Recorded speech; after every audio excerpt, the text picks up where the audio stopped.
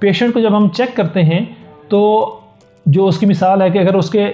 वो कहता है कि मेरे इस जो में राइट साइड की एल्बो के अंदर पेन है, इधर पेन है, तो हम उसकी पहले लेफ़्ट साइड को चेक करते हैं। तो मरीज़ फ़ौरन आपको कहता है कि जी मेरा तो मसला इधर है डॉक्टर साहब, आप तो इसको चेक कर रहे हैं। वो हम इसलिए उसकी नॉर्मल साइड को पहले चेक करते हैं कि हमें पता चले कि उसकी नॉर्मल साइड कितना काम कर रही है, यानी वो हमें पता चले कि ये नॉर्मल है इस बंदे के लिए, कि इतनी मुड़ती है, इतनी सीधी होती है, इसमें इतनी पावर है, इसके मसल्स के अंदर इसको कोई मसला नहीं है, इसको हम चेक करते हैं तो इसके मसल की स्ट्रेंथ कैसी है। तो पहले हम नॉर्मल साइड को चेक करेंगे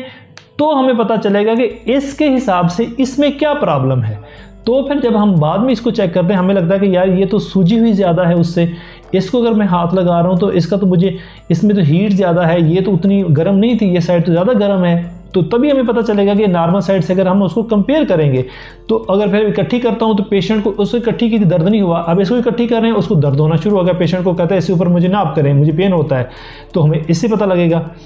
तो इस वजह से आपको नॉर्मल साइड को हम पहले चेक करते हैं, फिर आपकी जिस साइड पे प्रॉब्लम हो उस साइड में हम बाद में चेक करते हैं। इसमें जो है अगर आपको इस बात का पता होगा तो अक्सर लोग फिर इस वजह से डिस्ट्रैक्ट करते हैं, सर्जन को परेशान करते हैं, फिजिशियन अपने को, कि वो समझते हैं शायद ये गलत साइड हमारी चेक कर रहा है। तो उसने नॉर्मल साइड चेक करने के बाद आपकी असल साइड उसने चेक करनी होती है,